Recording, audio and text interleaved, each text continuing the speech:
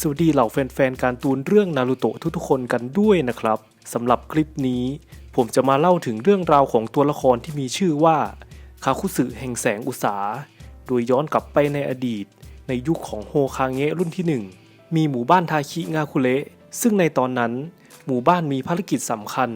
โดยผู้อาวุโสของหมู่บ้านได้มอบหมายภารกิจให้กับนินจามากความสามารถในหมู่บ้านนั่นคือคาคุสึซึ่งภารกิจที่เขาได้รับเป็นภารกิจให้ไปลอบสังหารเซนจูฮาชิรามะซึ่งในตอนนั้นได้รับตำแหน่งโฮคาเงะรุ่นที่1หรือเหล่านินจาเรียกขนานนามเขาว่าเป็นเทพเจ้านินจา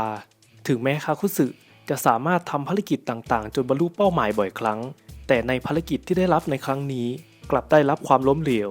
ทำให้คาคุสึหนีกลับไปยังหมู่บ้านของตนได้ทันทีเมื่อเขากลับไปยังหมู่บ้านเขากลับได้รับความอัปยศและได้รับโทษในฐานะนินจาที่ทำภารกิจล้มเหลวทำให้คาคุสึได้รับโทษคุมขังจนกระทั่งเขาตัดสินใจหนีออกจากหมู่บ้านกลายเป็นนินจาถอนตัวแต่ก่อนที่เขาจะหนีออกจากหมู่บ้านเขาได้สังหารนินจากับผู้อาวุโสของหมู่บ้านเป็นจำนวนมากและได้ขโมยคาถาต้องห้ามของหมู่บ้านติดตัวไปด้วยซึ่งในระหว่างหนีออกจากหมู่บ้านนั้นคาคุสึเขาหาเงินเลี้ยงชีพตนเองด้วยการล่าฆ่าหัวบุคคลหรือนินจาที่มีฆ่าหัวเพื่อนำไปขายในตลาดมืดและการที่เขามีชีวิตได้จนถึงปัจจุบันนั่นเป็นเพราะว่าเขาได้นำคาถาต้องห้ามของหมู่บ้านมาใช้โดยเขาขโมยหัวใจที่ยังคงเต้นอยู่ของนินจานำมาทดแทนหัวใจที่หยุดเต้นเพื่อยืดอายุของการมีชีวิตได้ยาวนานขึ้นและในระหว่างที่เขาใช้ชีวิตอยู่นั้นเขาเคยได้พบกับ2พี่น้องกินคาคุกับคินคาคุที่พวกเขามีจักระของ9หางไหลเวียนอยู่ทั่วบริเวณร่างกายเมื่อเวลาผ่านไปในยุคของโฮคาเงะรุ่นที่3ที่เขารักษาการแทนในตำแหน่งของโฮคาเงะรุ่นที่4ในขณะนั้นทางองค์กรแสงอุตสาที่หาสมาชิกเข้าองค์กรได้เล็งเห็นความสามารถของคาคุสึทำให้คาคุสึได้รับคำเชิญชวนจากหัวหน้าองค์กรแสงอุตสาอย่างเพนให้เข้าร่วมเป็นสมาชิกขององค์กรทำให้เขาได้รับมอบหมายให้ดำรงตำแหน่งเฮรัญยิกขององค์กรโดยจุดประสงค์หลักของเขาคือการหาเงินจากการล่าฆ่าหัวนินจาที่มีค่าหัวสูงส่วนภารกิจขององค์กรเป็นจุดประสงค์รองลงมาโดยสมาชิกขององค์กรล้วนเป็นอาชญากรรมระดับ S ที่รับจ้างให้ทำสงครามหรือก่อความไม่สงบต่อแคว้นต่างๆซึ่งช่วงแรกในการเข้าองค์กรคาคุสึมักพลั้งมือสังหารคู่หูของตนไปในระหว่างการต่อสู้หลายครั้งและในบางครั้งเขามักจะนำหัวใจที่ยังคงเต้นอยู่ของคู่หูนำมาทดแทนหัวใจที่เสียไปและในเวลาอีกไม่นานคาคุสึอิทาจิและโคนันได้รับภารกิจเพราะสิ่งนี้ทำให้ทั้งสองเป็นคู่หูที่มีความเหมาะสมกันมากที่สุดถึงแม้พวกเขาจะไม่ค่อยชอบกันก็ตามต่อมาในภาคตำนานวายุสลาตันหลังจากหมู่บ้านโคโนฮะจัดสอบคัดเลือกจูนินจบลงคาคุสึกับฮิดันได้รับภารกิจไปจับพลังสถิตร่างสัตว์หาง7หางที่หมู่บ้านทาคิงาคุเระโดยพลังสถิตร่าง7หางคือฟูแต่ก่อนที่พวกเขาจะเริ่มออกเดินทางพวกเขาได้พบเจอกับคู่หูของซาโซริกับเดอิดาระโดยพวกเขาได้พูดคุยกันเล็กน้อยก่อนที่จะแยกย้ายกันไปทำภารกิจเมื่อพวกเขาไปถึงหมู่บ้านทำให้ฟูและผู้คุ้มกันที่เพิ่งกลับมาจากการสอบคัดเลือกจูนินได้มาพบเจอกับฮิดันกับคาคุสึฟูได้พยายามพูดคุยเพื่อผูกมิตรกับคาคุสึทันทีและแล้วในที่สุดฟูได้ถูกจับตัวไปพร้อมกับโดนผนึกสัตว์หางไปยังเทวรูปมารนอกรีดเมื่อเสร็จพิธีกรรมฟูได้เสียชีวิตลงทันทีหลังจากผนึกสัตว์หาง7หางเสร็จคาคุสึกับฮิดันได้เดินทางไปยังหมู่บ้านคุโมะงาคุเระเพื่อจับพลังสถิตร่างสัตว์หาง2หางที่ชื่อยูกิโตะและแล้วพวกเขาได้ทำภารกิจนี้จนสำเร็จโดยการใช้เทคนิควิชาลับของฮิดันจากนั้นทั้งสองได้มอบหมายให้เซสึนำตัวพลังสถิตร่าง2หางไปยังเขตแดนที่ทำการผนึกสัตว์หางและจากนั้นคาคุสึกับฮิดันได้ออกเดินทางต่อเพื่อไปจับสัตว์หางตัวต่อไปพวกเขาเดินทางไปยังแคว้นแห่งไฟแต่ในระหว่างทางพวกเขาได้แวะไปยังวัดฮิโนะเถระแคว้นแห่งไฟทำให้พวกเขาทั้งสองได้ปะมือกับพระจิริคุ1ใน12นินจาองครักษ์แต่พระจิริคุไม่สามารถต้านทานความสามารถของคู่หูซอมบี้ได้ทำให้ฮิดันใช้ความสามารถของเขาฆ่าพระจิริคุที่มีค่าหัว30ล้านเรียวได้จากนั้นพวกเขานำศพของพระจิริคุนำไปแลกเงินณที่ขึ้นเงินของตลาดมืดทำให้พระลูกวัดที่รอดชีวิตนำเขาไปแจ้งกับหมู่บ้านโคโนฮะทำให้โฮคาเงะออกคำสั่งจัดทีมนินจาเพื่อออกตามล่าสมาชิกแสงอุษาที่ก่อความไม่สงบ เพื่อทำการจับกุมหรือสังหารแต่ในระหว่างที่พวกเขาไปถึงที่ขึ้นเงินของตลาดมืดคาคุสึได้ทำการนำร่างไร้วิญญาณของจิริคุนำไปแลกเงินแต่ฮิดันรู้สึกว่าที่ขึ้นเงินเต็มไปด้วยสิ่งสกปรกจึงขอตัวออกมารอคาคุสึที่บริเวณภายนอกของที่ขึ้นเงินส่วนคาคุสึเขาได้ทำการนับเงินที่เขาได้รับมาอย่างใจเย็นเมื่อคาคุสึเสร็จธุระเขาได้เดินออกมาพร้อมกับกระเป๋าเงินแต่เขาก็ได้พบว่าฮิดันถูกเหล่านินจาโคโนฮะดักเล่นงานซึ่งนั่นก็คือทีมของอาซึมะทำให้คาคุสึเข้าโจมตีชิกามารุทันทีแต่ก็ถูกขัดขวางโดยอาซึมะจึงทำให้คาคุสึเห็นผ้าคาดเอวของอาซึมะคาคุสึรับรู้ได้ทันทีว่าอาซึมะเป็นหนึ่งใน12นินจาองครักษ์เหมือนกับจิริคุแต่ฮิดันได้ห้ามคาคุสึว่าอย่าเข้าร่วมการต่อสู้ในครั้งนี้พร้อมกับให้เหตุผลว่าเขาจะเป็นผู้จัดการนินจาเหล่านี้เพียงผู้เดียวส่วนคาคุสึได้ยอมรับข้อตกลงนั้นพร้อมกับทำข้อตกลงว่าตนจะขอเพียงแค่ร่างของอาซึมะเท่านั้นจากนั้นจึงเกิดการต่อสู้ขึ้นทำให้ฮิดันพลาดท่าให้กับอาซึมะที่มีความถนัดในการต่อสู้ระยะประชิดพร้อมกับการวิเคราะห์ความสามารถของฮิดันด้วยมันสมองของชิกามารุเมื่อคาคุสึเห็นฮิดันพลาดท่าทำให้คาคุสึเข้ามาช่วยฮิดันทันทีพร้อมกับใช้ความสามารถของเส้นด้ายสีดำทำการเย็บส่วนหัวของฮิดันเข้ากับร่างกายของเขาพร้อมกับโจมตีอาซึมะจนอาซึมะนอนแน่นิ่งจากนั้นคาคุสึสั่งให้ฮิดันเป็นคนจัดการกับอาซึมะส่วนตนจะเป็นคนจัดการนินจาคนอื่นทำให้คาคุสึเข้าปะทะกับอิซุโมะกับโคเทสึแต่ทั้งสองถูกคาคุสึใช้ได้สีดำพันธนาการได้อย่างง่ายดายจากนั้นฮิดันฆ่าอาซึมะด้วยพิธีกรรมของเขาและในเวลาไล่เลี่ยกันนั้นคาคุสึพยายามฆ่าอิซุโมะกับโคเทสึแต่ก็ถูกช่วยเหลือจากทีมกำลังเสริมแต่คาคุสึไม่ยอมที่จะปล่อยตัวเงินอย่างอาซึมะให้หนีรอดไปได้เขาจึงเข้ามาขัดขวางแต่เพนได้บอกให้พวกเขายุติการต่อสู้นั้น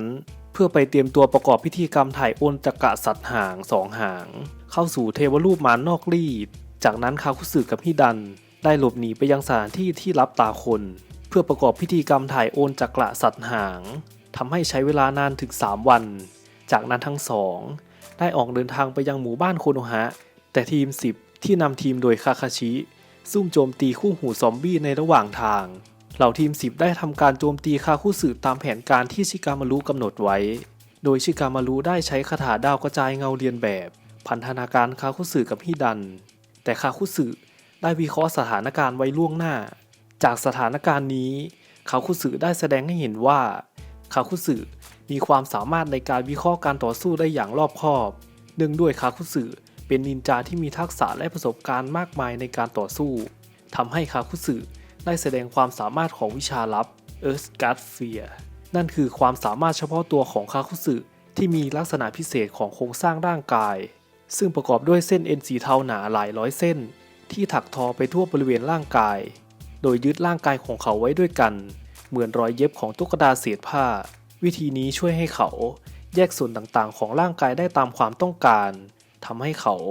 สามารถโจมตีทางกายภาพในระยะกลางหรือไกลได้และเขายังสามารถเย็บบาดแผลทั้งหมดที่เขาได้รับด้วยเส้นเอ็นสีเทาหนาและยังสามารถนำเส้นเอ็นนี้ไปใช้ในการซ่อมแซมร่างกายของผู้อื่นได้อย่างเช่นการเย็บต่อแขนของเดอิดาระและการเย็บต่อหัวของฮิดันและเส้นเอ็นของเขาสามารถรวมเข้าด้วยกันเพื่อสร้างรูปร่างคล้ายปลาหมึกยักษ์มาอยู่บริเวณรอบตัวของเขาซึ่งคาคุสึมักใช้สำหรับการต่อสู้ระยะไกลซึ่งการมีเทคนิควิชาลับทำให้คาคุสึมีชีวิตใกล้เคียงกับความเป็นอมตะเส้นด้ายสีดำสามารถแทงทะลุเนื้อหนังและร่างกายของผู้อื่นได้ทำให้เขาสามารถนำอวัยวะของคนอื่นมารวมเข้ากับร่างกายของตนได้ซึ่งทำให้ช่วยยืดระยะเวลาการมีชีวิตของเขาได้จากเหตุการณ์การต่อสู้คาคุสึใช้มืออีกข้างซ่อนไว้ใต้ดินจากนั้นคาคุสึได้ใช้มือข้างนั้นปลดปล่อยคาถาของชิกามารุเพื่อที่เขาจะสามารถเคลื่อนไหวได้อย่างอิสระแต่ฮิดันยังถูกคาถาของชิกามารุควบคุมอยู่ทำให้ชิกามารุใช้ร่างกายของฮิดันทำการโจมตีคาคุสึจนคาคุสึจนมุมจากนั้นโจจิใช้คาถาลดกระสุนล่างหนามทำการโจมตีคาคุสึแต่คาคุสึได้ใช้เทคนิคไดมอนด์มอร์ฟทำให้ช่วยเพิ่มพลังการทำลายล้างหรือการโจมตีด้วยมือเปล่า และยังสามารถเพิ่มการป้องกันสูงสุดของร่างกายโดยการส่งจักระธาตุดินไปทั่วบริเวณร่างกายเพื่อทำให้ผิวหนังแข็งตัวและในส่วนที่แข็งตัวจะไม่สามารถเคลื่อนไหวได้ชั่วขณะเพื่อต้านทานการโจมตีที่รุนแรงทำให้คาคุสึไม่ได้รับบาดเจ็บเลยแม้แต่น้อยเมื่อคาคาชิสังเกตเห็นการประสานอินของคาคุสึด้วยเนตรวงแหวนคาคาชิรับรู้ได้ทันทีว่าคาคุสึใช้คาถาธาตุดินคาคาชิจึงตัดสินใจใช้วิชาตัดสายฟ้าแทงทะลุอกของคาคุสึซึ่งเหตุผลที่วิชาตัดสายฟ้าสามารถแทงทะลุอกได้นั้นสืบเนื่องมาจากคาถาที่ใช้จักระประเภทดินจะมีความสามารถด้อยกว่าจักระประเภทสายฟ้าจึงทำให้วิชาตัดสายฟ้าของคาคาชิสามารถเอาชนะไดมอนด์มอร์ฟคาถาธาตุดินของคาคุสึได้แต่ก็ไม่สามารถฆ่าคาคุสึได้ทันทีนั่นเป็นเพราะว่าคาคุสึใช้วิชาลับที่สามารถถอดหัวใจของศัตรูออกด้วยด้ายสีดำโดยคาคุสึสามารถเก็บหัวใจสำรองนี้ไว้ในร่างกายของเขาทั้งหมด5ดวงถ้าหากนินจาคนไหนต้องการที่จะฆ่าคาคุสึ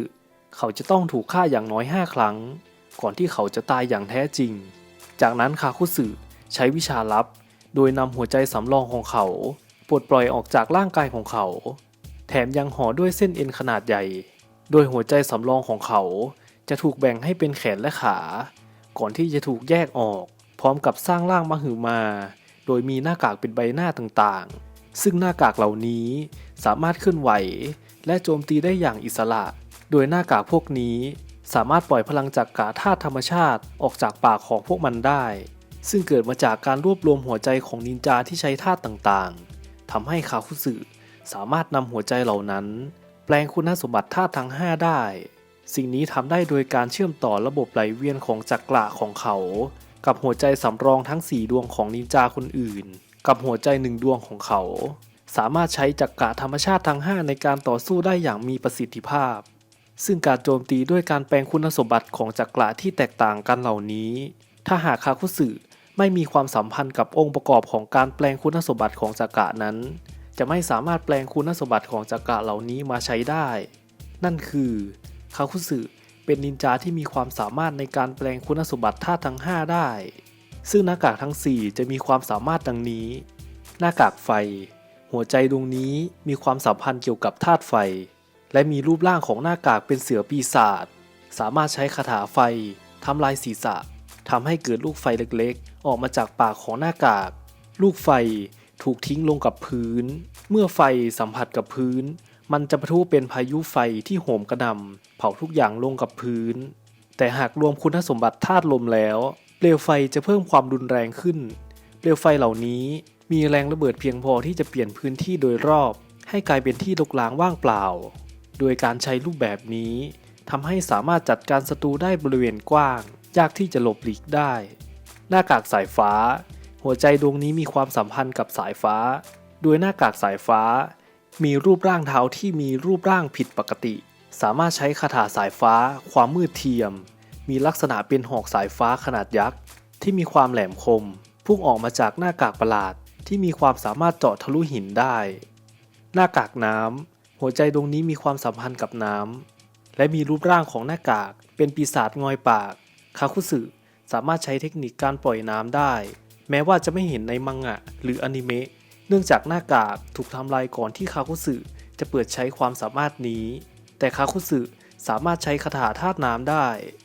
หน้ากากลมหัวใจดวงนี้มีความสัมพันธ์เกี่ยวกับลม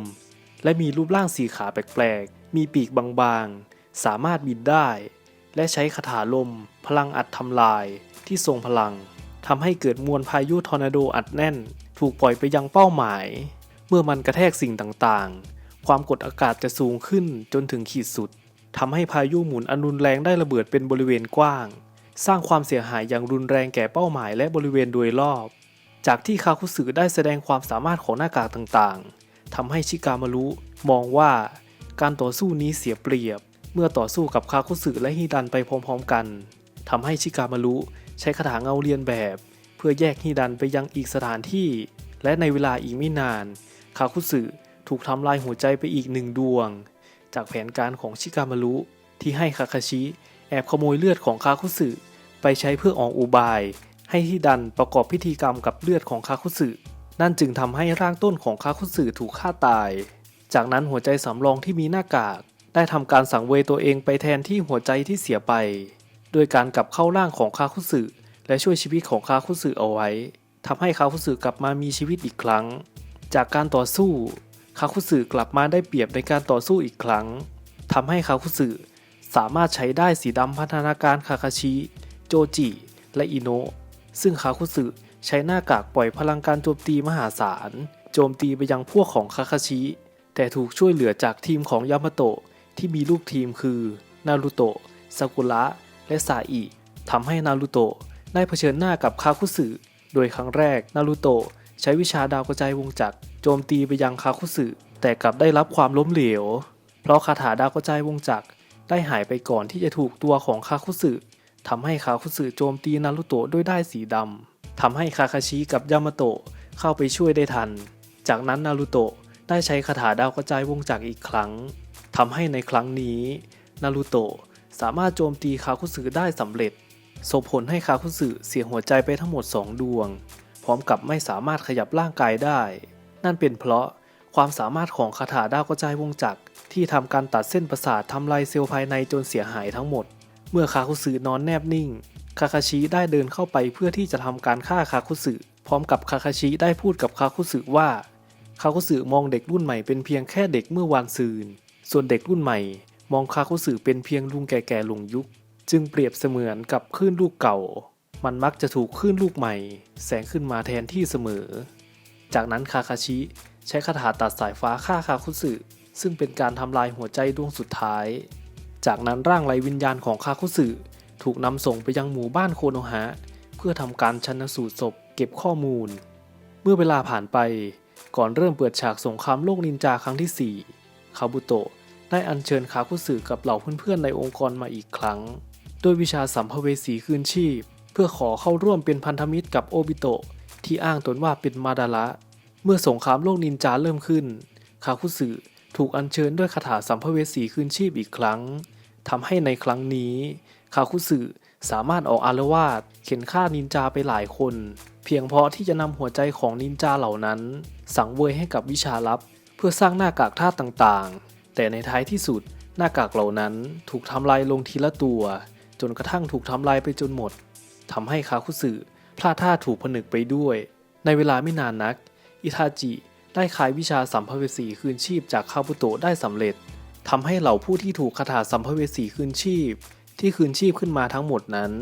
ถูกปลดปล่อยออกจากคาถาซึ่งนั่นก็รวมถึงคาคุสึด้วยก็จบลงไปแล้วนะครับสำหรับท้ายคลิปนี้เพื่อนๆคิดว่าอันดับความเก่งกาจของคาคุสึเมื่อนำมาจัดอันดับกับกำลังหลักของแสงอุตสาคาคุสึจะอยู่อันดับที่เท่าไหร่กันซึ่งข้อคำถามนี้เพื่อนๆสามารถแสดงความคิดเห็นได้ที่ใต้คลิปได้เลยนะครับและผมจะตอบกลับไปอย่างแน่นอนและก่อนจากกันไปผมฝากเพื่อนๆกดไลค์กด Subscribe เพื่อเป็นกำลังใจให้ผมทำคลิปต่อไปด้วยนะครับและสำหรับคลิปนี้ผมก็ขอตัวลาไปก่อนสวัสดีครับ